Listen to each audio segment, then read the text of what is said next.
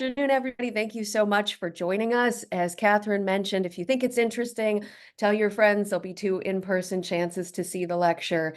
And besides this also being on YouTube eventually, one of the other things the grant is funding is some pretty cool interpretive panels that will live at the Powder Magazine.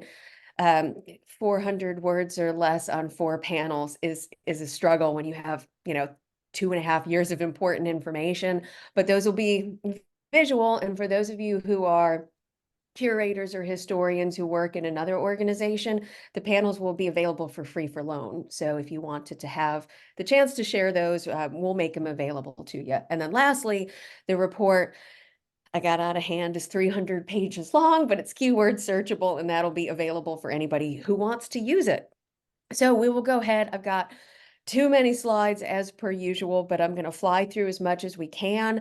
And then at the end, like Catherine was saying, if you've got questions, type them in, and then she'll read them off at the end. But thank you very much for being here. So we'll go ahead and jump in. Is it going to let me advance? There we go. All right. So I am going to give just a tiny bit of background. So Catherine did a phenomenal job explaining what it is we were trying to do, but essentially we often, because it's been 250 years, tell our revolutionary history as a very good guy, bad guy, black, white, us versus them kind of narrative. For fair reasons, we're American, we're proud of it, we were victorious. But one of the things we wanted to look at is what it was actually like to live in occupied Charleston, because as some of you probably know, this really was the Rev War, a civil war in most of the colonies, but especially in the colony of South Carolina. So decisions that people made, sometimes it was for true loyalty or true patriotism. Other times people made pragmatic choices so that they could attempt to stay neutral and live their lives. So that's part of what we wanted to tell. We wanted to look a little bit more at the naval landscape. Could you get in and out of the harbor? Could you bring goods in and out of the city? What was commerce like? And shockingly, or maybe not, early in the occupation, if you had money, you could get any luxury good that you wanted, just like before the war. And of course, that sort of changed as we get into 1782. And we wanted to tell the story of the built environment. And one of the great things about Charleston is we have the biggest historic district in the United States, and we have, nearly 100 colonial era buildings. And you can look at them and tell that they're historic, but we wanted to sort of place activities on our existing landscape so that when tour guides are sharing Rev War history, they've got some stories to tie to individual buildings. And of course, because Colonial Dames were our host, we wanted to look at how the Powder Magazine was being utilized. And so that's the backstory. And probably most importantly, getting to the first question, what is it like to live in occupied Charleston? Not just for, you know, Clinton or elite patriots, but what was it like to be enslaved in Charleston, or a woman, or an immigrant, or a refugee? And so we're hoping that this information will make a 250-year-old series of events a little bit more meaningful to South Carolinians today. So on that note, get into some visuals. Patriots versus British, not nearly as clear cut as the third grade version, some of us teach in the classroom. Partially because when people are making the choice to be a patriot or a British citizen, they don't know the outcome of that war. And after the British occupy our city in May of 1780, a lot of people assumed it's the British. They're going to win the war. This is a foregone conclusion. I'd be a fool to stay a patriot. And one of the fascinating things we uncovered is how many hundreds and hundreds of Charlestonians after the war had to try and justify their actions, first to the British when they take over the city, and then to the Americans and the new South Carolina government when ultimately they're victorious. So we end up with these really fascinating personal paper trails of people's actions during the occupation and why they made the choices that they made. So quick boring slide just for anybody who wants to know where we found all this good stuff. As Catherine mentioned, my husband Nick, who's a historian, he has a lot of expertise in colonial era and in doing research in the National Archives of the United Kingdom. So for any researchers on the Zoom, A couple of decades ago, it would have been the BPRO, the British Public Records Office. So some of these sources, a few of them have been used. A lot of them hadn't been mined. Some of them hadn't been used at all. And some had been used.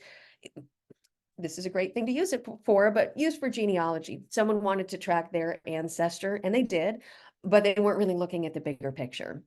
So we researched on both sides of the pond. We went to state archives, and I'm not going to bore you with the details of each of these sources. We'll just hit a couple highlights. The commissioners have forfeited a state's record, dry title, really fascinating stuff. If you were a loyalist, and a lot of people, hundreds of them in Charleston, hundreds and hundreds of them, had pledged allegiance to the British cause. If those people did not leave with the British in December 1782, they had to reapply to become South Carolinians. Otherwise, their properties would be confiscated.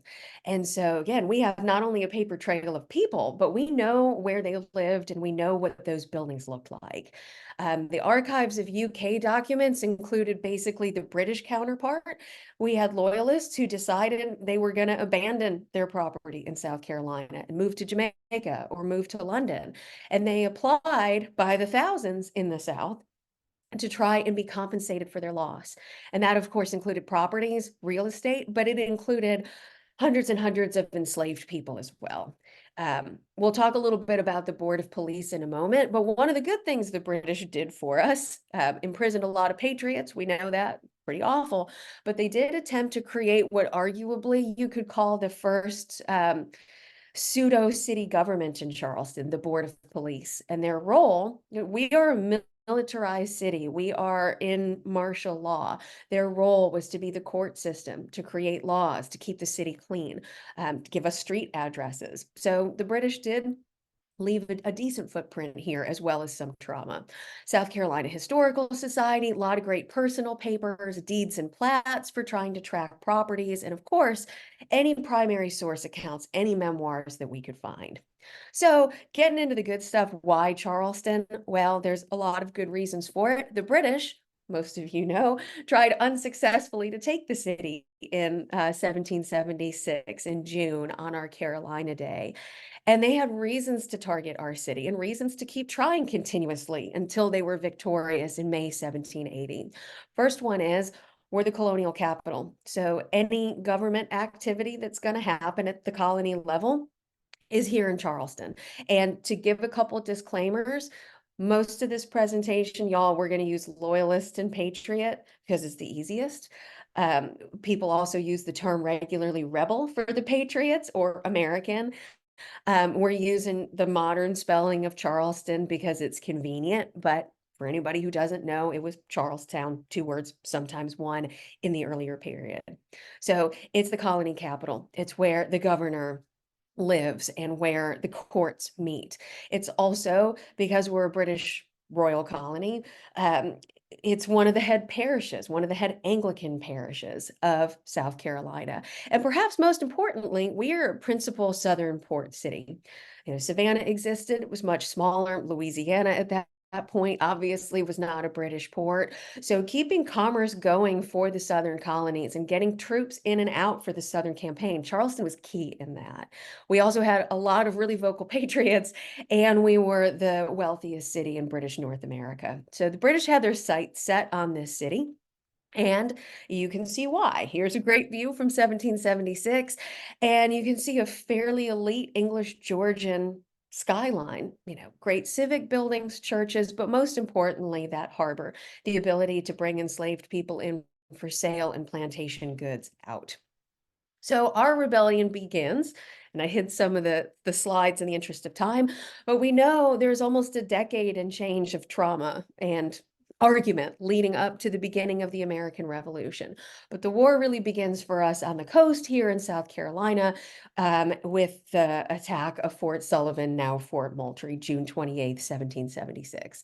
And most of you know that that was a pretty embarrassing defeat for the British. They had expected to be able to take the city and the harbor really, really quickly.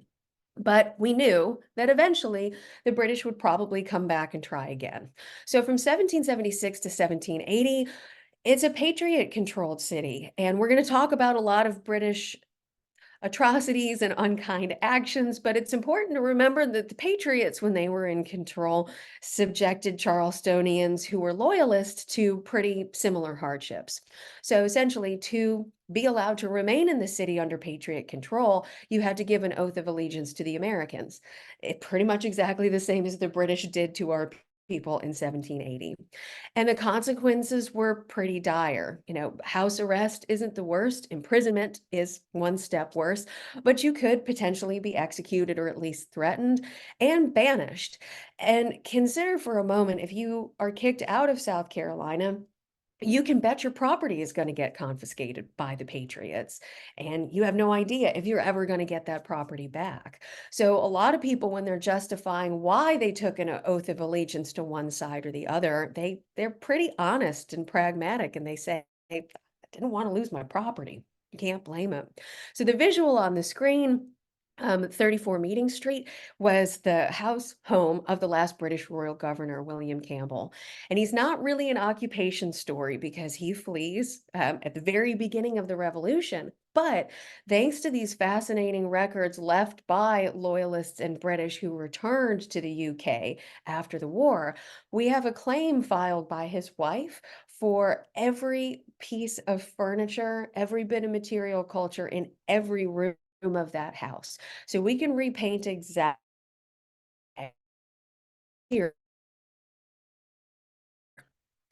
So then we get to the next traumatic stage, the Siege of Charleston, spring of 1780, where the British, writing was on the wall. We knew they were going to try again after their embarrassing failure in 1776. But they recognized that they needed a land and a sea assault. So, of course, HMS ships, the British Royal Navy, is a big part of that battle. But perhaps more traumatic for the people who lived in the city and on what we call the neck, the upper section of the peninsula, is that the British launched basically an amphibious attack. They're coming by water, but they're also creating siege lines, earthworks, carving their way for a couple of miles across the Charleston Peninsula, attempting to get to what is today Calhoun Street, Boundary Street, which was the town limit at that time. So you can see a great illustration of that with the redcoats working their way across the peninsula. So anybody who has ever, and most of you have, tried to drive in or out of Charleston at a high tide, trying to take the city by land, even up the peninsula, would have been pretty treacherous. Marsh mud, pluff mud, rivers, creeks. And it took them a couple of months, but in May of 1780, they were finally able to take the city. So I'm going to show you all a couple of visuals. If anybody wants to, a lot of these maps are available digitized for free on Library of Congress, but we're looking at a zoom in of the neighborhood that today we call Wagner Terrace. So at the time of the Revolution, what would have been a plantation district about 2 miles outside of the city. And a couple sites worth noting are Gibbs Landing. The vestiges of that tidal creek are still up there next to Wagner Terrace, but also you can see the names of these small farms and plantations. And the abbreviations are a little tough, but towards the top you can see HESSGR, that's Hessian Garrison. So basically, there's all kinds of archaeological potential in the neighborhoods like Hampton Park, Wagner Terrace, what we now call the East Side or Hampstead Village, because that's where all the British and the mercenaries are being quartered until they take the city. So then we get to the event that we all know occurs, occupied Charleston. So May 1780, the siege ends. The Americans were not given the courtesy of being allowed to march out of the city. They basically had to abandon their arms. And so the little horn-shaped feature in the middle of that map, the hornwork, some of you have probably seen, there's a few vestiges of it in today's Marion Square. That's basically the site of the surrender. The British march into the city, and you can see what I meant about the tidal creeks, all the siege lines, all the marshes. They march into the city, and until December 1782, we fall under complete British control and martial law. So that surrender involved roughly 3,000 Continental soldiers and officers surrendering their weapons. They're not really given a choice. Now, at first, a lot of our patriots are allowed to go home. They're what's considered a prisoner on parole. Eventually, the British decide that that's just too ambiguous. There's potentially too many closeted patriots being allowed to live in the city. And so the rules to be allowed to stay become more and more difficult, and consequences become more and more punitive. So the British march in, and over the coming months into 1781, hundreds into thousands of loyalists stream back into the city. So these are people who had either quietly left or had been kicked out of the city by the Patriots. So we have a new political situation, and so those people make their return. So we'll talk a little bit about some places. We really, of course, wanted to know what the powder magazine was being used for. And it's a little bit harder to find that stuff than you would think, because there was a new magazine that had been constructed by that point. So, give you the backstory. Our old magazine, 17 early 1800s, 1713, oldest municipal building in the Carolinas. That building was dangerously close to the densest part of the city by the time of the American Revolution. So in the 1740s, a new magazine had been constructed on today's Magazine Street. That magazine was of inferior construction, and we know it got repaired a couple of times. And we do know that powder was being stored by the Patriots in the magazine, the old magazine, in the middle of the city at the time of the siege. And we know that because General Moultrie tells us that a shell hit frighteningly close to powder magazine with all powder inside of it. So clandestinely, they moved most of the powder into the basement of the old exchange and bricked it into the wall. And that's a fun story. Most of you know that even though the loyalists imprisoned patriots in that building, they never found the powder. So some of the rest of the powder was moved down the street. We'll get to that on the next slide. So the new magazine is located where the old district jail is today. So Harleston Village, you can see that little circle labeled T and the little M. That's the powder magazine. There's a small armory there, and it's in the center of low lands that weren't worth a lot of money, and that's because it was a burial ground, which you can see there on a historic map of Charleston. So that new magazine is the site of a pretty bad disaster in May of 1780. So that new magazine is being used by the British. They take over the city, they take over our public buildings. The old magazine is just kind of sitting there vacant at that point. And the disaster occurs where they're taking all of these confiscated arms from the Patriots, and they're putting them apparently into a pile. And one of the flintlock rifles apparently sparked. There weren't many witnesses who survived. That's why we keep saying apparently. But Moultrie tells us that in the ensuing explosion, it blew up the whole guard of 50 men. Their carcasses, legs, and arms were seen in the air and scattered over several parts of the town. So you can't make that stuff up for a ghost story. It doesn't get any better than an actual explosion. And we have one cool visual for that Nick found in a German language newspaper from 1781. Artistic license. This looks like a British or even a German fortified town. So, and there's hills in it, which obviously we don't have. But in the background, I want to draw your attention to that red box. That's the site of the magazine explosion. So when you zoom in on that newspaper illustration, you can actually see the bodies of British people blowing through the air. There's stories that some of their remains actually hit the bell tower of the Unitarian Church, which was under construction at that time. So this is pretty catastrophic. That magazine clearly was rendered unusable, and it seems that the British moved a lot of the powder to magazines on the neck, but that's catastrophic if you've got patriot guerrilla warfare. So we do know they kept some of the powder in the city, and we do have some repair invoices for the powder receiver working on our old magazine. And there it is, a lucky survivor, because obviously if that had exploded right in the middle of the walled city, it would have been a huge disaster to the tune of hundreds and hundreds of lives lost.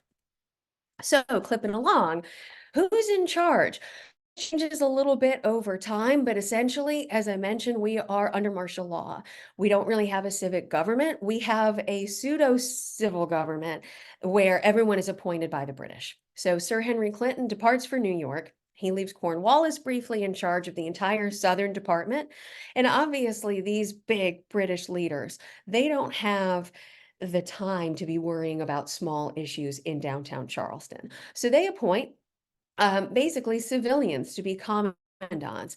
Now, to be involved in British leadership, you not only have to be a loyalist, but you have to be a pretty high up loyalist, and you have to prove that you were never in cahoots with the Patriots.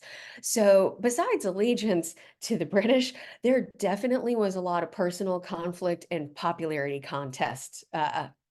Debates going on in the background. So Nisbet Balfour is basically the key military leader in Charleston from the fall of 1780 until close to the end of the siege. Sorry, the occupation. And he is described by contemporaries, patriot contemporaries, as a haughty Scot of a tyrannical and insolent disposition, treating the people like abject slaves. He was pretty punitive with patriots who would not give their allegiance to the British. Counterpoint, loyalists said pretty much the same thing about the patriot leaders between 1776 and 1780. Everything is more complicated than it appears in a quick summary. So who's really controlling our city on a day-to-day basis is the Board of Police. And they see the writing on the wall, not to get ahead of ourselves, but by fall 1781, it was pretty clear that things were not going as well for the British as they had expected. By October 1782, the Board of Police gives up. They stop meeting. But for about 2 years' time, they're in charge of our entire city. So they're a quasi-city government. They can imprison people. They're supposed to keep peace and order. They're the only court system that we have. So if you need to sue somebody for not paying a tavern debt or something like that, or you want to have someone arrested for assault, it's the Board of Police who makes all of those decisions. They also did ask for some loyalist outside help. They had a sub board essentially of planters, merchants, lawyers, and military. Because one of their goals, besides just keeping the city safe, is to keep commerce flowing. They recognized that getting goods in and out of the city was important for the British cause, not just militaristically, but economically in the long term. So instead of having a mayor, we have a commandant, and he's sort of the head of the city, again, appointed by British military leadership. But it gets more complicated because not only did we have a massive fire in the city in 1778 that we hadn't yet repaired, but we also had a lot of deferred maintenance and damage from the siege. So the Board of Police, they roll up their sleeves in June 1780 and they start trying to create schools, free schools for children. They're trying to deal with not just poor people who already lived here, but a lot of refugees as well who were flooding into the city, increasingly so as the war got more tumultuous in the backcountry. They're worried about picking up streets, making sure deaths are recorded, getting people buried properly. Basically everything we would expect a city government to do today. They also are trying to avoid inflation. So they're setting what we would call an assize or a cap on what you can charge for commodities, especially foodstuffs like bread. So I know most of you don't have time to read all these manuscripts shoved into the PowerPoint, but I wanted you all to see some of the documents we pulled this data from. British, if nothing else, are really, really good records keepers, and most of this stuff survives in the National Archives. So about 800 pages of Board of Police records where we can look at that day-to-day city life during the occupation. And yes, there was a lot of favoritism. So to get onto that board, you have to have friends on that board and you have to be a pretty big supporter of the British cause. And we're not going to touch on all the members or even too much on the three on the screen, but probably one of the most unpopular people after the American Revolution were people like James Simpson. He was kicked out of the city by the Americans in 1776, and he kind of slunk back into town as soon as the British took over. But he became the kind of highest ranking official on the ground in Charleston for most of the occupation. The other least popular person was John Davies because he's the sheriff. So when the British are confiscating loyalist property, he's the one who's going to be advertising it for sale in the newspapers, like the one that you see on the screen. So the higher position you had in this British government, the worst comeuppance there was going to be when the Americans take back over at the end of 1782. Governor William Bull, I don't want to focus too much on the elites because we have a lot of good biographies of people like Bull. But he returned, he actually went back to England, came back in 1781. The British had requested him to come back to serve as governor. There's the house he lived in there on Meeting Street, 35 Meeting Street, I believe. And then after the war, all of his property gets confiscated. And we know exactly what that house was worth and what was in it because of his loyalist claim that survives in Britain. So, getting to what it's like to be a regular person. Well, early on, it looks to most people in Charleston in May 1780 as if you weren't involved in the war directly, you were going to be allowed to just live your life, kind of try and stay neutral. So, pretty early on, that's the policy. But that starts to change as the British become more concerned about subversive patriot activity. So, early on, you just say, I'm British. I promise not to take up arms against the British. Then that changes to, well, if we need you, you're going to have to fight against the rebels, i.e., the patriot or the American cause. Then it gets more strict, and to actually be allowed to do your job, to be a merchant or to be a tradesperson, carpenter, you had to sign an oath of allegiance to the British. No longer did you have the choice of just trying to keep your head down and stay neutral. If you want to sue somebody, if you want access to the legal system, you have to give your allegiance to the British. And we have lots of great documents, the actual oaths, but here's an interesting one for Nathaniel Carey. This is out of the Board of Police. And he says he had always been a steady friend to the government and had suffered much on that score from the rebels. So these are the people who fled, who are coming back when the city's under British control. Here's a list. There's dozens of lists like this in the Board of Police minutes, but imagine you're having to basically convince your next door neighbor that you're a proper loyalist. And you can figure there was a lot of reasons for not allowing somebody to have those rights.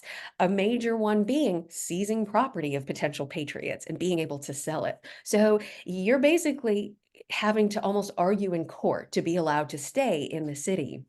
So many people are trying to reclaim allegiance to the British that, like good bureaucrats, they make little boilerplate forms, and all you have to do is sign your name on it. So we're looking at one here for William Williamson, pulled out of those British archives records. So where it starts to get more mercenary is 3 June 1780. 200 plus respectable Charlestonians signed a congratulatory address, pledged their allegiance to Clinton. This is voluntary. This gets published in the newspaper, and these people are top on the list in 1782 for the Patriots to go after you for vengeance. Because this isn't you being badgered into being a loyalist, this is you voluntarily giving your support. That same day, the British come up with a new proclamation where, again, it gets more and more difficult to stay neutral. You're no longer a prisoner on parole, meaning you can come and go. You can actually be imprisoned for not signing one of these oaths. So this is the moment at which a lot of our most famous patriots get arrested and put on prison ships like the HMS Sandwich and shipped out of the city to St. Augustine. This is the point where a lot of people tried to flee the city if they could. This also made a lot of Americans really angry because this puts the choice not just on people who want to fight. This would include potentially neutral religious groups like Quakers. Now, important to remember, women did have political agency, but not as much as men. They were not required to sign these oaths of allegiance because they weren't considered to be, citizens in a political sense. So, motivations to take the oath, we've touched on a lot of them already. Some people are just terrified, or they're trying to protect their family, or they need to get in and out of the city. We'll talk in a moment about the famous martyr Isaac Hayne. He's a great example. He signs one of these, even though he's a known patriot. And the reason he signs is so he can get in and out of the city to see his family. If you want to sell property, you have to sign an oath of allegiance. And of course, a lot of people were legitimately loyalist.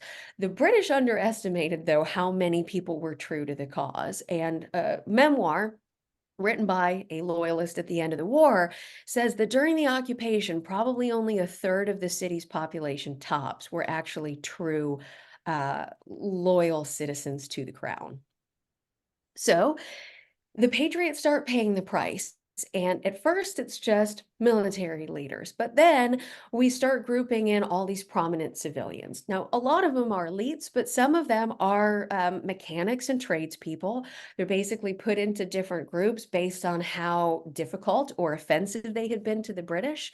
Some of them are imprisoned in the city or house arrest. Others are exiled and shipped first to St. Augustine and then eventually paroled to Philadelphia. Those are some of the first Americans, and not all survived. Most did. Um, Things that they died of are obvious things. Being stuck on a prison ship in a Charleston summer, you can imagine what the disease is going to be like on one of those ships. But the ones who survived, these are some of our most famous early Americans. They're the ones who come back and become early South Carolina politicians. And we know their names, including the less famous or elite patriots, because all of their names get published in all of our loyalist newspapers. And essentially, you're prohibited from trading with those people. And if you know where they're hiding, you can be arrested for not turning them in to the board of police. So it's a time of just tense paranoia.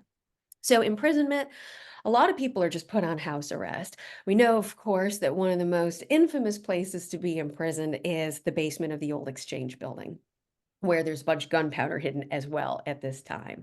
So you're looking at a great image shared by Catherine. This is for the tea protest that they did a couple of months ago, kind of reenacting Charleston's early tea protest. We had one, even though we're not as famous as the Northern examples. But eyewitness accounts tell us that men and women are thrown together into one common space that's described as a dark, dank, and unwholesome place, not just because it's a basement, but because the Cooper River comes up to the back of that building in 1780. So it would have been extremely unsanitary, damp, flood prone. And we do know that there are women imprisoned with men. And there's also a lot of regular criminals who are thrown in there at the same time. So it's not just political prisoners. It's scary times. And one of those patriots who paid the ultimate price, most of you know about Isaac Haynes, so we won't go into too much detail. He's a perfect example of the ultimate price that you could pay. He is a rebel or patriot militia leader. He's on parole in the city. He takes the oath of allegiance so that he can visit his family in Jacksonboro in one of the plantation districts. But he's unwilling to fight and take up arms against the British. So he ultimately sides Rossi back and with the Kristen Americans, and goes Joanne back and in. I Oh, went on a tour of the repower facility. It's a I don't recycling. know how to mute Oh, that. yeah. Big. And then we had lunch. Catherine, I don't know how to mute Berkeley And County I Museum, so maybe you can have to figure go out how to do home. that, but I'm going to keep I'm talking. gonna, I'm gonna. So, Absolutely. I'm excited about that. Back. uh-oh, and now my PowerPoint's freezing. There we So go. you will know that. Anyway, so I he gets can't always captured while he's challenge in battle, enthusiasts. brought back to Charleston, and And he's there's put more into thought though that he the had that they Old might have been Exchange and connected. Provost Yeah, dungeon. yeah. They have a quick mock When you walk trial past for the him, trailers. and this is one of the things that upset a lot of people who had been on the fence or were potentially loyal. I'm muted. Am I unmuted? Yes. Okay, good. Thank you. Anyway, so if you guys missed some of that, we'll just recap real quick. So Isaac Hayne is captured in battle after signing the oath of allegiance, which makes him basically a traitor, or it's an act of treason. And even a lot of people who were not supporters of the American cause were so offended by this kind of almost extra legal mock court that takes place that they said, well, maybe the British really are as tyrannical as those patriots have been saying if they can just hang somebody on a whim. So he's not the only person who pays that price, but he is one of the most famous. And I do think he's worth mentioning because he was imprisoned here in Charleston. So moving along, we have martial law, and this is a militarized landscape. So we still have the hornwork that guards the back of the city, but the British are scrambling to add additional batteries and gun emplacements, repair sections of the seawall that got damaged, because they need those walls to keep the Patriots out, just like the Patriots needed them to keep the British out. There are thousands of military people who come into the city, and some of them are just loyalists who are militia members, but a lot of them are German mercenaries like the Hessians. Some of them are, coming in on HMS Navy ships. Even with all of these military people coming into the city, we do know that the city had a slight female majority during the occupation. And that tells us something. It tells you how many Americans or patriots had to get out of the city. And that's one of the reasons the British continue to be so paranoid. They're always worried that there might be sort of closeted rebels in their midst. And we do know from primary sources that some of those closeted rebels include enslaved people and women. And we'll get to their stories in just a couple of seconds. So goods come and go from the city, but that requires British permission. So here's a map showing us that fortified landscape. You can see those siege lines. Want to draw your attention to the new hornwork and the new bastion at the top of the screen. That's stuff that's built where Spring Street, Cannon Street, Line Street are today. That's new stuff that the British are constructing. So there's just layers of fortified landscape. And there's a little zoom in. So that canal, which only partially existed, that's the marshes that cut inland just above Boundary Street or Calhoun Street today. And when you look at a colored map of that, you can really see that topography a little bit better. And for those of you who have ever been out in a marsh in a Charleston summer, you can imagine what it would have been like to be either a patriot militiaman or a loyalist, fighting your way through water-filled marsh trenches, fighting your way across the Charleston Peninsula. So there's a little overlay showing where those features are. The big line that goes through the middle is King Street today. So another interesting fort is a little one up in Hampstead Village, what is today Charleston's east side. And the reason we have this beautiful plat is because the Reed family were loyalists. So in 1783, the Americans, the commissioners of fortified estates, seized a bunch of these properties, and they gave us great visual descriptions of what that landscape looked like. So you can see a little fortress essentially, and a little magazine constructed inside of that. And just like on a rice plantation, they're using water to their advantage. They're using it to flood moats and create barriers for any Americans that might be trying to fight their way back up the peninsula. There's another great zoom in of that same fortified feature. So there's King Street, and there's Reed Street. So the bummer is, archaeologically, most of that is under Burris Liquor and a new hotel. But at least we know where it was. Alrighty, so clipping along, one of the big controversies, and you know this, prior to the American Revolution is Americans were really unhappy about having to quarter British troops in their homes. Well, that's exactly what the British do wholesale throughout Charleston when they take over the city. So troops might be placed in barracks like the ones you see in the top right of the screen. That's roughly where College of Charleston's Randolph Hall is located today. But hundreds and hundreds of others were either put into houses taken from the Patriots or put into loyalist houses with compensation. The government anticipated paying you rent to quarter all of those troops. So there's another good zoom in, free school lands up close to College of Charleston, showing you those barracks. Their wood frame, their earth floor. You could imagine that all of the upper level military, they're staying in confiscated big houses throughout the city. We also know that because it's a fortified landscape and we're worried the Americans might show back up, there's parade grounds throughout the city. So the red dashed line at the top, that's Calhoun Street. You can see the barracks in the top left, Cooper River on the right. And those parade grounds and magazine or store, that's roughly the upper end of Ansonboro or Gadsden's Wharf area today. So you, as a resident, you're going to be seeing redcoats and militiamen throughout the city. And then there's the Navy. Problem is, y'all, every one of these slides could be a 45-minute talk of its own. So trying to clip through. But the Navy, of course, is a key siege in taking the city and keeping the Patriots from coming back into the city. But they had other objectives besides the obvious naval or militaristic uses. One is that we had a big problem with Patriot privateers trying to pick off British merchant ships coming in and out of Charleston. So it was pretty common for both passenger escorts and merchant ships to have basically a naval escort to help you get in and out of the city and up the coastline safely. It's British ships also that ultimately are taking imprisoned patriots out. And in 1782, when the British give up, it's these HMS ships that are taking thousands of loyalists in their exodus out of the city. So other fun stuff that Nick found when he was looking through the British archives is we have whole lists of all the ships coming and going, way more detail than you get in the newspapers. But as you can see on the screen, we also have lists of victualling ships, i.e. ships that are bringing food and goods into the city. We know the names of those ships and who owns them thanks to the British Navy keeping track, because ultimately those are privately owned ships. And there's a view of the harbor, and it just drives home why the naval presence is so important. We had guerrilla warfare taking place throughout the upcountry, but also on the sea islands. So it's the Navy that helps the British, helps the British keep Patriot naval assaults from occurring.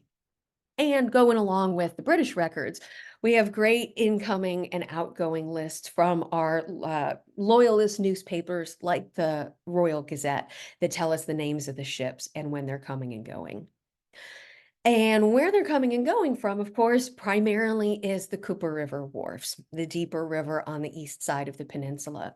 So there's a zoom in from a Revolutionary era map, and what I love about it is they even give us the names of the British ships like the Boston and the Ranger that are laying at anchor next to our city. So it would have been pretty difficult to smuggle goods or people in and out of occupied Charleston.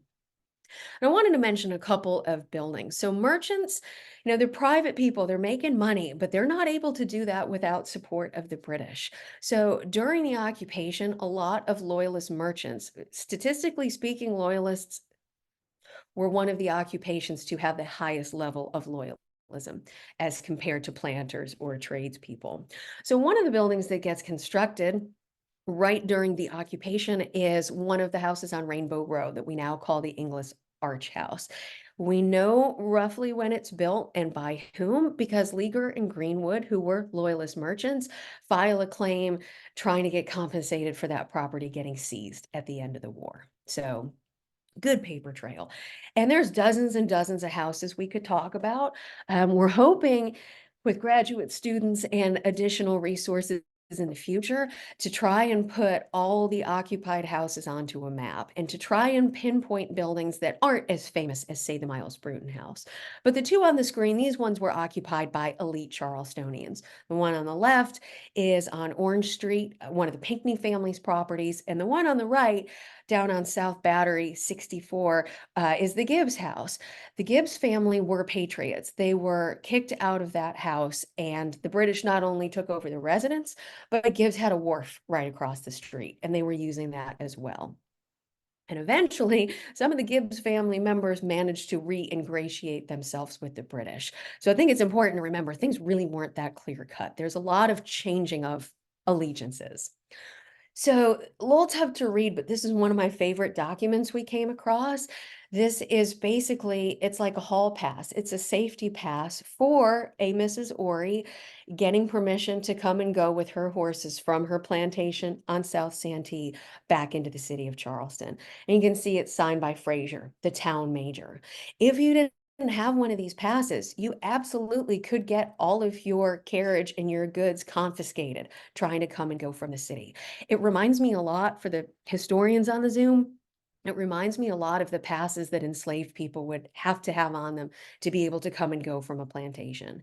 So when we look at patriot rhetoric of being treated like abject slaves, this is the kind of stuff they're referring to. So our occupied population, majority women, majority of whom were Black, not all enslaved. A lot of elite patriot women had left and gone to their plantations. But we have children and we have loyalist men or men who lied so that they could stay and do business. And we've got the British military presence. But of course, our population was majority enslaved and they remained here during the war. And we'll talk about their role coming up in a few minutes. Majority, but pretty important group of free people of color and refugees. And this includes people from what's now, Greenville County or Camden. As the British lose territory, those people, loyalists and otherwise, they're fleeing. They have nowhere else to go but back to the coast. Working class people, of course, didn't have a plantation to flee to. So we have to remember this is not just a story for the elites. We also know that life goes on. We have a couple yellow fever outbreaks. We have dozens and dozens of loyalist young ladies marrying British military officers while they're here.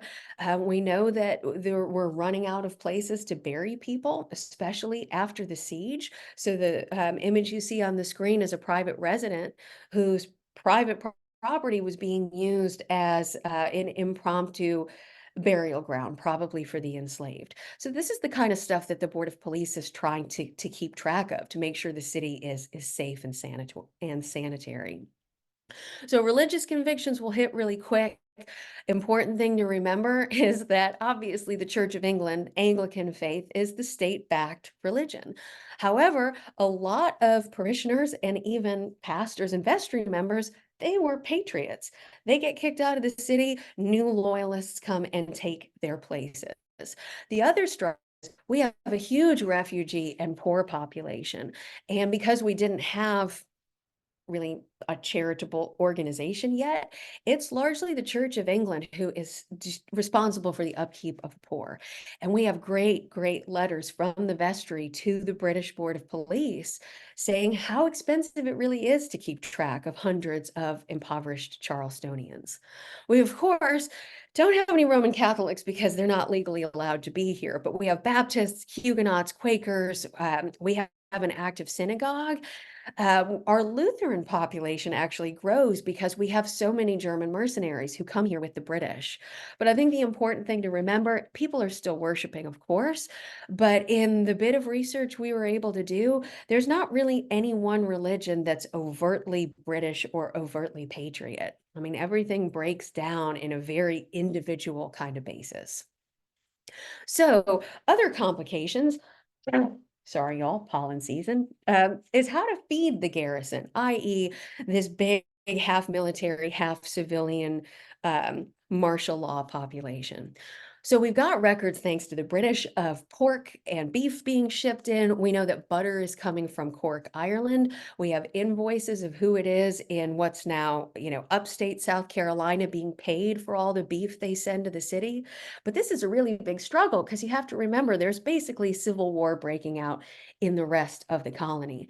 It's really, really hard to keep plantations and farms functioning during all of this disruption. So that's a constant struggle for the British, is getting enough salt and beef and pork, etc., to feed not only their people, but the poor who live in the city.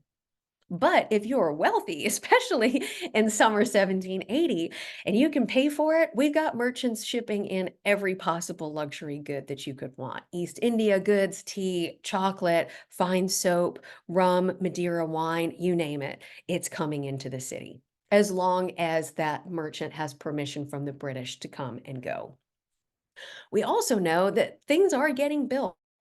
So as an architectural historian, when we look at the starting date of federal style architecture being 1780, I'm always like, really? Are they actually building anything during the war? And the answer is, yeah, they're building and they're rebuilding. So to give two quick examples, on the left, we have an invoice filed with the Americans after the war.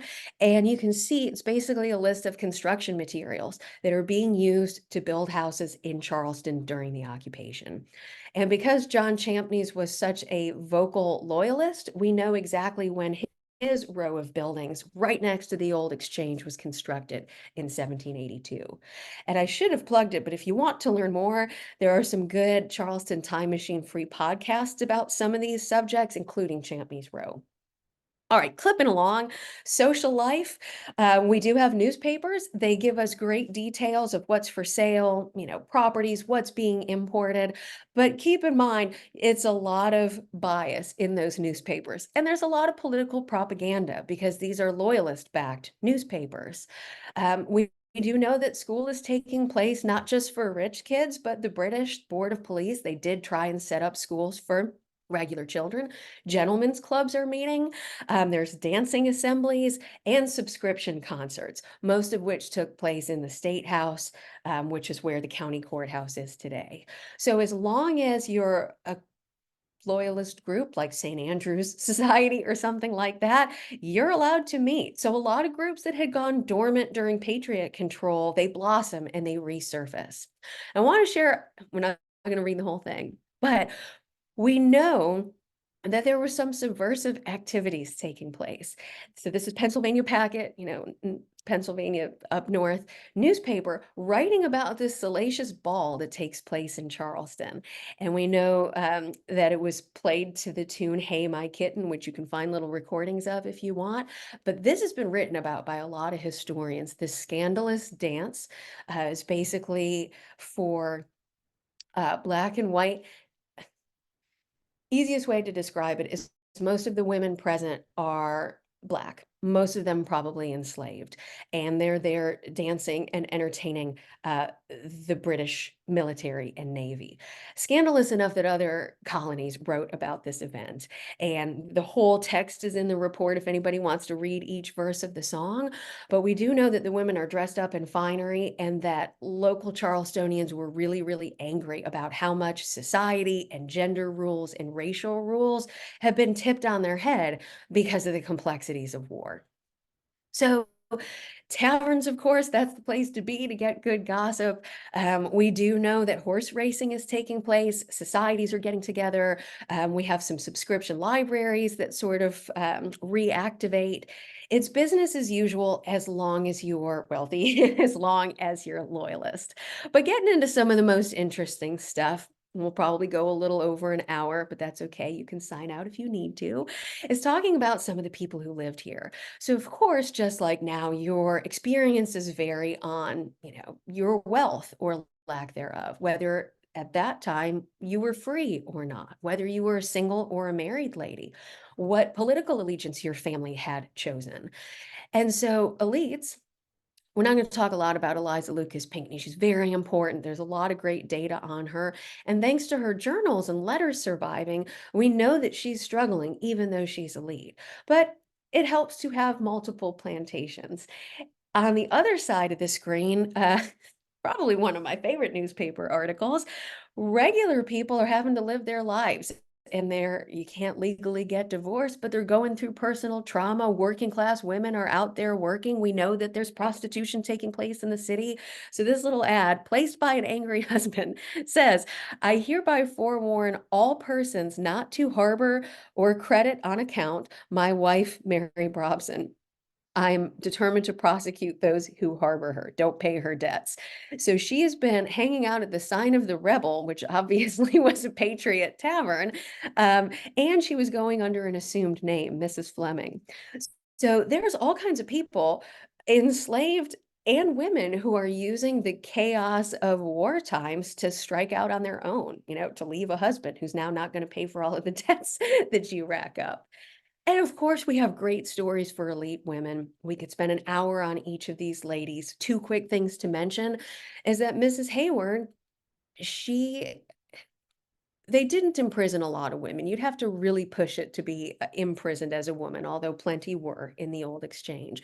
Mrs. Hayward, probably just because she was of such an elite family background, wasn't imprisoned, even though she refused to illuminate her windows to celebrate British victories. She just wouldn't do it. And because of that, a crowd of loyalists, a mob, threw brickbats at the house, broke some of the windows. And, our great heroine story for her is that she refused British offer to repair the house because she wanted the damage to show a testament to British atrocity. So a lot of these stories have been embellished over the years, probably.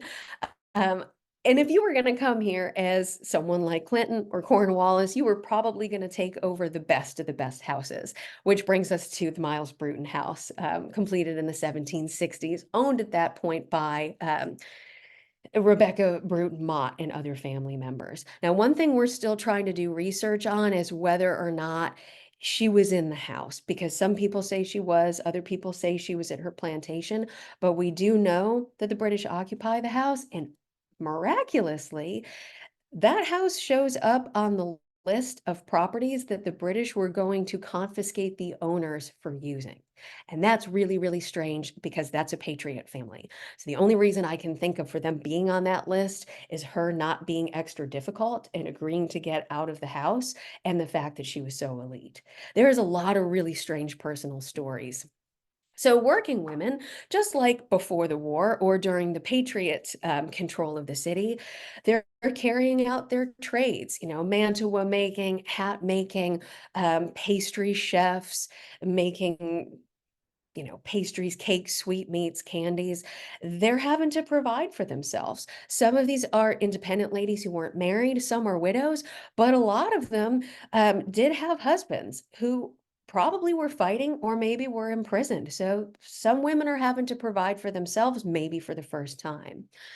So another thing is, if you shot off your mouth enough, you could get arrested even if you were a woman. So we're going to touch on a few very quickly. Eliza Wilkinson's letters survive. She talked a lot of smack, to the point that she had been warned, as you can see here on the screen, not to be so saucy, not to be so volatile against the British authorities in the city. And she mentions in one of her letters the Mrs. Sarrazins, who she says are put into the provost and very much insulted. So she's a textbook patriot. She's not willing to stifle her opinion. She's elite enough that she doesn't get in too much trouble. But she also mentions these other ladies, the Sarrazin sisters. There are three of them. There's a lot of embellished versions of this story, but what we were able to determine, looking at the primary sources, is that these three women, Lucretia, Catherine, and Mary, were sisters of a silversmith who was allegedly a spy, Jonathan Sarrazin.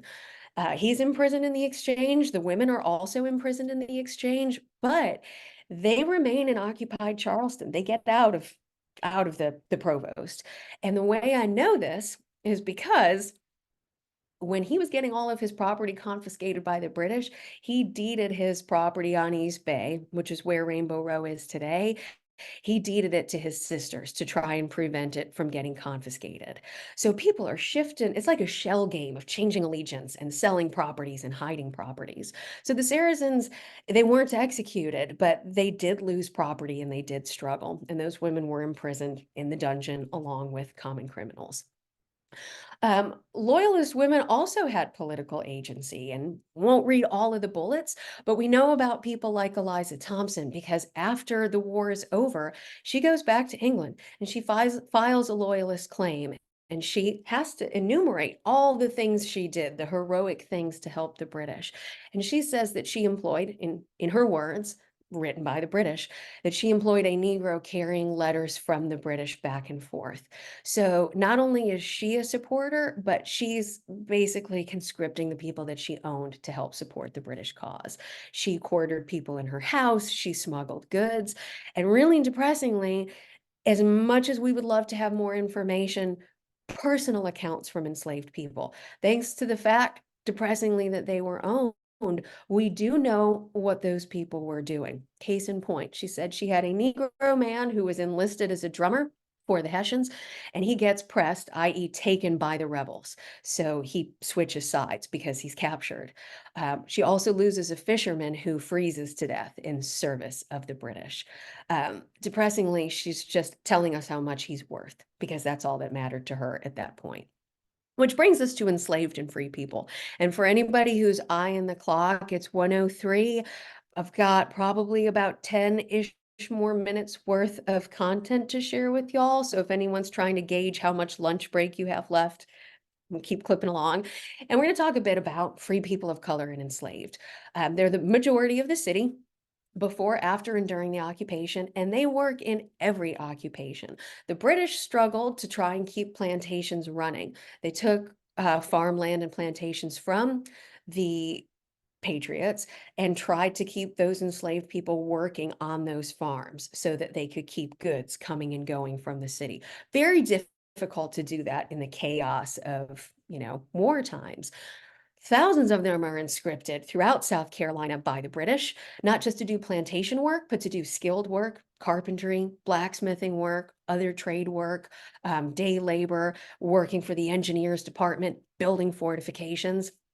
And some of them are impacted by their owners. If your owner is a patriot or loyalist, that has direct impacts on, sorry, I thought I was going to sneeze, on the enslaved people that they own. They also can be confiscated or stolen or kidnapped, essentially. But one of the most fascinating things is a lot of them, because they're human, they take a lot of agency. Some volunteer on their own to fight for the British or the Americans. Others use the chaos as a chance to run away. And some of them do show up in the American or British records after the war, actually being honored for their service, which is pretty fascinating. And we don't know as much about free people because they're free. They're not something that can be confiscated the way an enslaved person can. But I thought this record was fascinating. This is in the Board of Police, and this is two free men of color, brothers, James and Thomas Hayman. And they were getting harassed when they were out doing fishing work or operating a pilot boat. They were getting harassed by some of the British ships. They feel comfortable enough in their rights to take their complaint to the Board of Police. The Board of Police investigates it and basically gives a cease and desist against the other mariners who had been hassling these guys. So I think that's fascinating that even though Black people are being exploited throughout the war, if you're a citizen, you're a citizen, and the Board of Police is entertaining free people's complaints, Black or white. So in the newspapers, we have literal lists of everybody who's working for the British. No last names, which is pretty common, but we have their first names, we have their owners' names, and we know what kind of work they were doing. So I want to draw your attention to this slide, the picture on the right. We also have the names of, over a dozen enslaved women who are working as nurses in Charleston, taking care of the British, working in the front lines as battles are taking place just outside the city. So, typical female roles, midwifery, nursing, but it's great to have their names. We also know that people are running away, of course, and they're being captured and they're being imprisoned in the sugar house like they had been before the war. But one of the things that's interesting is enslaved people voluntarily, or their owners making them voluntarily work for the British, they're also kept in the sugar house. They're a chain gang of laborers. They're basically imprisoned overnight. But Board of Police tells us that instead of just getting rice rations, like someone who was being punished in the sugar house, if you're working for the British, you also get salt and meat as part of your rations every single day. So from a survival standpoint, there's benefits for agreeing to cooperate with the British. But hundreds and hundreds of other people ran away from Charleston. Some of them get recaptured, some we never hear from again because they're successful. And of course, the descriptions, a lot of you have seen these in the paper. Sometimes they're kind of dismissive in terms of description, but some of them are fascinating because they'll outright tell us that they have enlisted with the Patriots or they've been captured potentially by a Hessian mercenary group. So we can see these people coming and going. So this one is sort of sad, but we have to remember that enslaved people can be collateral damage of the war. If, for example, like this debt claim against John Singleton, if you were property owned by Singleton and the Board of Police, approves with your claim, you and your family might get repossessed and sold as part of that debt claim. It's not new news to most of us who live in Charleston and do local history, but it's interesting to have these extra records because the British kept such good records during the occupation. So Binky and her children, they were part of one of these debt claims and they were sold. We also know, thanks to people trying to get paid for work, that enslaved people, just like before the war, they're doing highly skilled work. So James Cook, who was a carpenter, a pretty avid loyalist carpenter. We've got a little file here, a little claim for 58 days of work done for the British by one of his Negro carpenters. And it'd be really great if he had given us more detail about the work, but at least it helps us understand, these job sites during the war, there's enslaved, there's free, there's skilled, there's unskilled, all trying to keep the city functioning. And it's worth mentioning that it's going to be tough as we continue all of our local research to figure out where exactly enslaved people lived. But we do know, thanks to plats like the one on the screen created shortly after the Revolutionary War, where the outbuildings were and what they looked like and how big they were. So even though we may not know the names of those enslaved individuals, we know where they're living during the occupation. And of course, we do know that some people fought for the British. The Americans in the South were very, very concerned about arming enslaved people or offering freedom for service because it could create a slippery slope. The British were less worried about that. So this isn't, unfortunately, a South Carolina visual, but it's a pretty famous one and it's really useful. It's for, a Northern regiment, and you can see at the left, you have a person of African descent who's serving. The Hessians similarly had a lot of Black people serving with them. So to share a couple fun personal stories fun is a stretch, inspiring personal stories. Boston King, he is one of the few enslaved people who gets freedom, becomes literate, and gives us his personal story. He was enslaved, he was a carpenter. After the war, he becomes a preacher. He goes to Nova Scotia with the British, and we know who he's working for during the occupation. We know when he flees. Duncan, who was a carpenter, we know is smuggling information about American comings and goings. So all of these American privateers and warships, he's bringing that information to the British. And you can imagine if a free white person gets caught doing that, there's grounds for hanging. I mean, people are taking really, really dangerous risks. Some people probably really loved the British. A lot of these people probably were hoping they were going to become freed. Dick, who was a blacksmith, he files a loyalist claim after the war. He said he was employed by the Americans right before the siege to do repair to their weapons. And he did a good enough job that they gave him hundreds and hundreds of more weapons. And he purposefully messed up the barrel of the inside of 300 weapons. And that's subversive kind of stuff, maybe kind of passive aggressive. It's not the same as being on the front line, but the price that man would have paid if he got caught would have been worse than what would have happened on the front line. Antigua, who we're not really sure what happens to him after the war. We need to do more research, but he was a spy for the Americans, bringing information from the city to the upstate and back and forth. He does get captured. We know that because the Lawrence papers tell us that, but they don't mention him getting killed. We do know that his wife and child are given their freedom for his service in 1783. The South Carolina government recognizes that they deserve that because of what their patriarch had done for the American cause. So those of you who aren't as familiar with local history, you can see how this is really socially tumultuous, enslaved people becoming free and running away, but it's an important time. So touching quickly on immigrants, it is fair to say that there were a lot of German people, probably more so than other immigrant groups, who identified as loyalists and who stuck with it and left at the end of the war, which is where we're headed. A lot of them had come before the war in previous decades. Some had come over as mercenaries in earlier wars and stayed, and some are coming over because there's work here during the war. We, of course, had French Huguenot Protestants. A lot of them were patriots.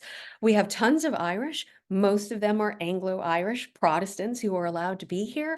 But I do have a couple of newspaper articles that mention during the occupation, there's Gaelic-speaking Irish here. So a really diverse population, even a few, not tons, but even a few Portuguese and Italian, usually coming over here with maritime industry and sticking around.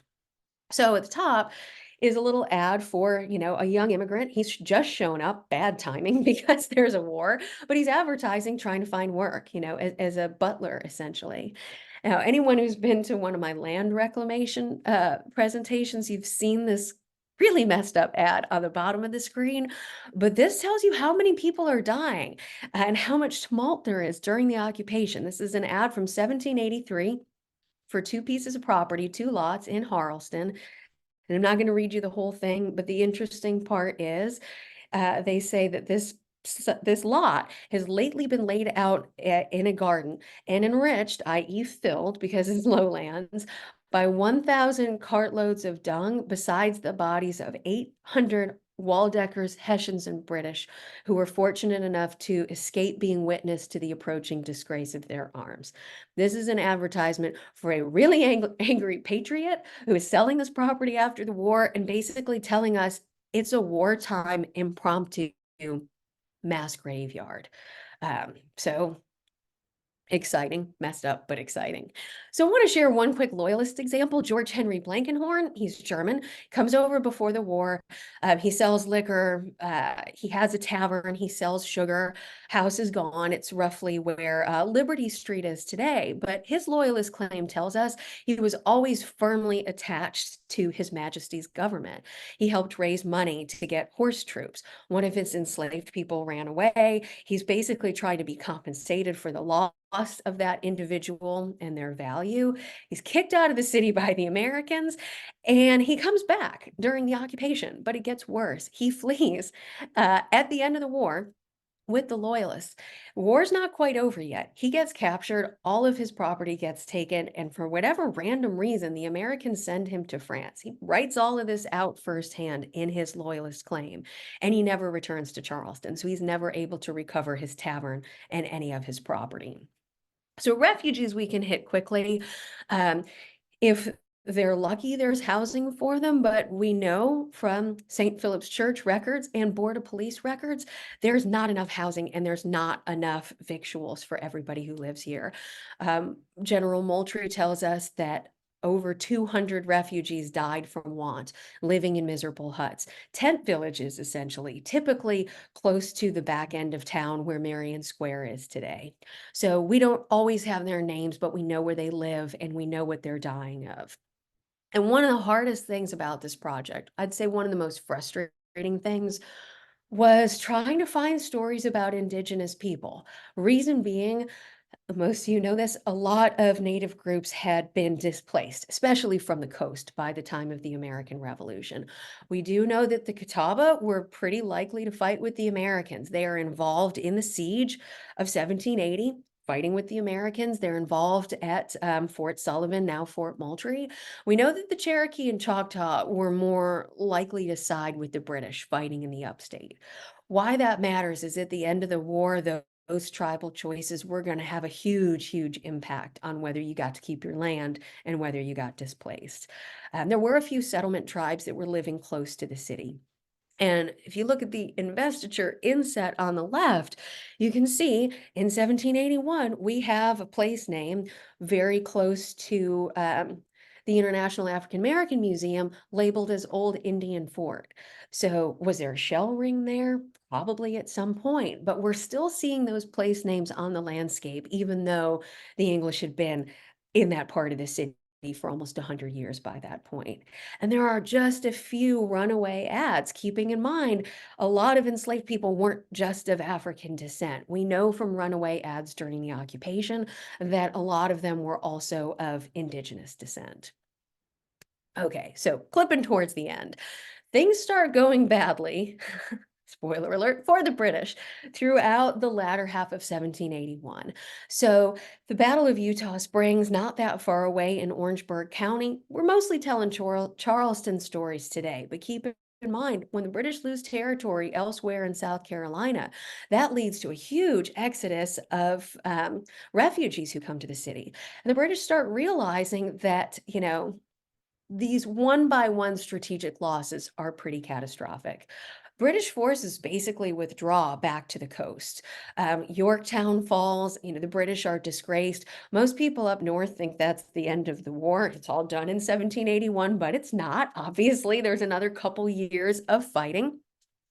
November 1781, we feel confident enough, us patriots here in the Low Country, that Governor Rutledge actually reactivates the General Assembly, and they start contemplating having meetings and dealing with the eventual end of the war. And of course, as the British lose land, inflation skyrockets. We know it.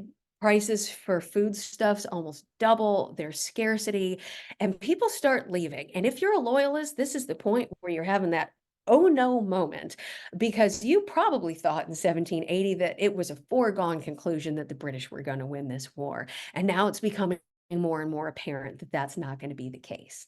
And where it gets real is the Jacksonboro Assembly. They meet in February of 1781 in Jacksonboro, South Carolina, small rural area today. They convene and they start thinking about not only how to put the new state government back together, but also what to do about compensating patriots and kicking out loyalists. And they make their naughty list, and it includes at first, and it grows and shrinks over time, a list of 238 people that are top on the list to be kicked out and have their property confiscated. This list dovetails almost identically with that congratulatory address to Clinton back in 1780, because they had those newspapers. They knew who did what.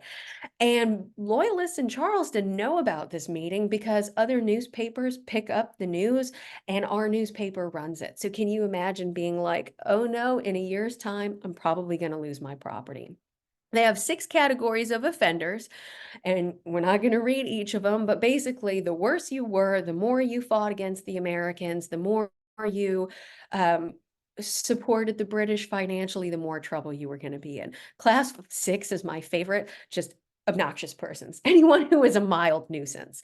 So the class you get put into dictates whether you get banished or whether you just lose property. Or maybe you luck out and you just have to basically pay a penalty, a percentage fine on your property for having been an obnoxious nuisance. This list gets refined and revised, and we have all of the names, and we know who got taken off of it after they made their claims to try and appease the new South Carolina government. So before we get to that, the British retaliate. People start leaving, and because we because we know a bunch of loyalists are about to lose their property thanks to the Jacksonboro Assembly, the British government here, they start doing turnabout fair play. They kick 62 Whig, i.e. American families, including children, they get kicked out of the city. Most of them go to Pennsylvania. British don't care where you go. But basically, this is them doing the same thing to the Patriots before the Patriots have the chance to do it to the British when the war ends. So it's a tumultuous time period, and loyalists, they start panicking. There's thousands of advertisements for property for sale, trying to settle debts. The Board of Police stops holding court, and that's a bummer because that was your only chance to try and get debt claims settled before you got out of the city. But basically, the British are scaling back, getting ready for the final evacuation. It takes place in December 1782. We know that almost 3,800 free men, women, and children leave, along with over 5,000 enslaved people. Some continued serving in slavery, others became free, which we'll get to as we round out the PowerPoint. So the British surrender terms basically are that patriots, civilians, everyone has to stay quiet. You stay inside of your house. The British leave the city, some by foot, mostly by ship, and the Americans file quietly back into the city up King Street the same way they had exited after the siege of 1780. And then slowly the parties and the celebrations start. But thanks to British records, like the one there on the right, we know how many people are on each ship. We know where they're going. So the enslaved exodus is probably one of the most important parts of that story. And from the very moment the British took over Charleston, they had a quandary about what to do with our majority enslaved population. So at first they offered freedom to anybody who was going to support the British. Then they realized that meant a lot of loyalist enslaved people were going to run away and defect. So it's complicated stuff. Ultimately, people were stolen, they were moved, they were enslaved, they were re-enslaved, they fought for the British, they served for the British, and over 3,000 of them, thanks to this not great titled book, The Book of Negroes, which is digitized online, we know that over 3,000 Black loyalists went to what's now Canada and became free. So that's probably one of the best things to come out of the British occupation was this new chance for freedom. The image on the right, courtesy of South Carolina Historical Society, is before the end. Before the end. This is before the British evacuation. It's orders where essentially the British are trying to figure out how many people are going to be leaving, how many of them are enslaved, how many of them are free, because the British did help resettle loyalists who were leaving. And then getting to the end, Charleston is reborn, General Assembly comes back into the city. Hundreds and hundreds of citizens say, I'm sorry, I was a loyalist. Can you please allow me to come back into the city? We have a big celebratory ball for the Patriots. It accidentally burns down the assembly room in which it's located, but life slowly reverts back to normal. Commercial life resumes. Prices start to go back to normal. We incorporate and become an actual city. The model for that is pretty similar to the way the Board of Police had been regulating our city during the occupation. But one of my favorite quotes, and a lot of you have probably read Ramsay, but I think this really drives it home. To bring order out of confusion is no easy matter. 8 years of war was followed by 8 years of disorganization. So piecing lives back together meant trying to get compensated property back, trying to find lost enslaved people, trying to get your business life back in order. And we have lists and lists from both sides of the pond for people trying to put their lives back together. So if you're a loyalist, you either leave because you're truly a loyalist and then beg to come back after the fact. You stay in Charleston and try and apologize. You give up your property, go to another British colony or England and try and get the British government to compensate you. Those are choices. We have people, elite loyalists, who filed claims for 30,000 pounds sterling silver, which is hundreds of thousands of dollars. The British were in no way equipped to pay all of those war losses. Frequently, they'd be like, claims for 30,000, here's 2,000, go away. So those loyalists really did lose a lot of property, just like the Patriots had before them. And we have a great list of stuff that was taken thanks to the South Carolina Commissioners of Fortified Estates. So you can go up to the state archives, you can find your ancestors in these lists, and if you're bored or diligent, you can trace those properties forward in deeds and figure out exactly where they're located today. And that's something we're hoping to be able to do through the Powder magazine with some interns, is pinpoint more of these properties on the map. So the rest is just visuals of the end of the war, people making claims. And of course, part of those claims are enslaved people, people like Free Sambo, whose occupation we don't know, or Benjamin, age 26, who's a multitasker. He's a good jobbing carver, meaning he's worked on multiple size crews, but he's also a good indigo maker. And of course, there was an effort to inflate the value and the skill of these people when you filed a claim, but it's really, really great to have their names and to know what kind of work they were doing. Also, when the Patriots took a bunch of property back from the Loyalists, they rented them to Charlestonians, and they took a lot of the rent to help support all the women and children who were coming back into the city, because we had a refugee crisis almost nonstop for roughly 8 years. So lots of people basically petition to become American. And some of them, they apologize and they say, I was simple, I was timid, I shouldn't have done it. Other people say, I thought it was a foregone conclusion that the British were going to win. I did what I had to do. People are basically having to give their firsthand accounts of their actions. And all of those documents survive. So for anybody who wants to look at this stuff, some of it's overseas, some of it's here, tip of the iceberg. There's all these vignettes in the final report. Almost every one of these people could be their own historical fiction or their own short story or their own mini biography, because they're telling it to us themselves. Some people, like John Cunningham, acted in too violent a manner, and the Americans were just not going to allow him to come back. So the claims are fascinating. And I do want to mention real quick as we round out, Brian Cape made his own petition. He was not successful. The Americans said his claim wasn't good enough. So his wife, Mary, made a claim on his behalf. There are dozens of women who are filing for their husbands, and some of those women couch it in a very paternalistic way. They're falling on the mercy of, the American government. Others, patriots and loyalists on each side of the fight, had husbands who were of a different political persuasion. And we've got a couple Americans who they stayed, their husbands left. And the women said, well, I was patriot. I'm filing a claim. I decided to stay. So a whole lot more agency than we realize, not just for rich white men, but of course for women and enslaved as well. Mary Taggart's another fun example. The Americans burned her plantation in the siege, and she was patriot supporter. She let him do it, but she kept filing and filing for almost a decade until the state of South Carolina paid her back for all of her losses. So in conclusion, we take down our fortifications, neighbors mend political fences, other neighbors capitalize on properties that are for sale for cheap because they've been confiscated. People have new freedoms. We have more religious freedom, but counterpoint to that, slavery continues. We have a Black majority, obviously, until the American Civil War. Thousands of enslaved people's lives were forever altered through sale or possibly through freedom in Canada or from running away. And I think this stuff is fascinating because I'm a historian and I love the built environment. But we really hope that when young people or visitors come into the Powder magazine and they've only got a couple minutes and they read, a 300-word biography of a young enslaved person, that's going to make that war resonate with them in a more personal way.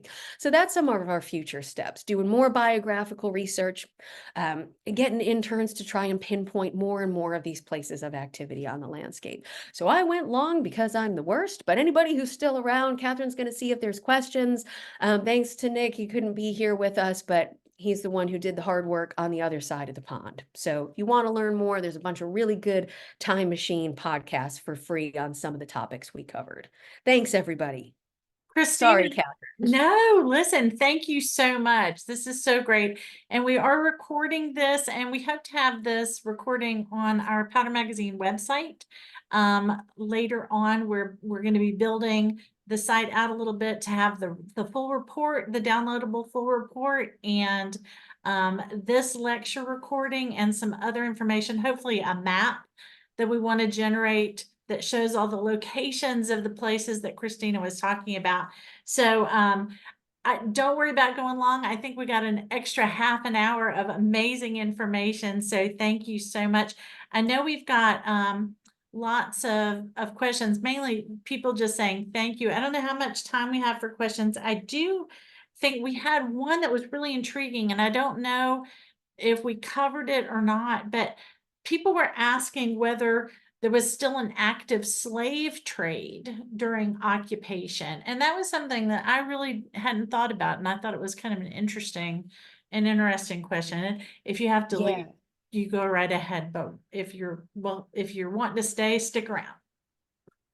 So that's a really good question. And the answer is there wasn't a formal active slave trade coming into Charleston because it was so hard to get ships in and out of the harbor. So it would have been a really, really big financial risk for a merchant to try, and especially because of the trajectory of where slave ships are coming from, as compared to the trajectory of merchant ships that are coming off the west coast of Ireland with butter. We do know that of course, people are being bought and sold constantly. So there's a very active domestic slave trade during Patriot control and during the British occupation. And I would bet you money that there are a few merchants who are attempting to try and keep slave ships coming and going. But if you look at things like slavevoyages.org, the numbers are almost in the negatives during the occupation. Right. Because it's tumultuous. Also, it would have been really, really hard to quarantine people coming in the way you were supposed to when most of the coast and places like Sullivan's Island, for example, or James Island had a bunch of Patriot guerrilla activity. So it would have been possible, but really, really difficult. And there's not much evidence people were willing to take that financial risk. So interesting. Well, we'll probably just leave it there and let people go. But if you want to hear this again, and honestly,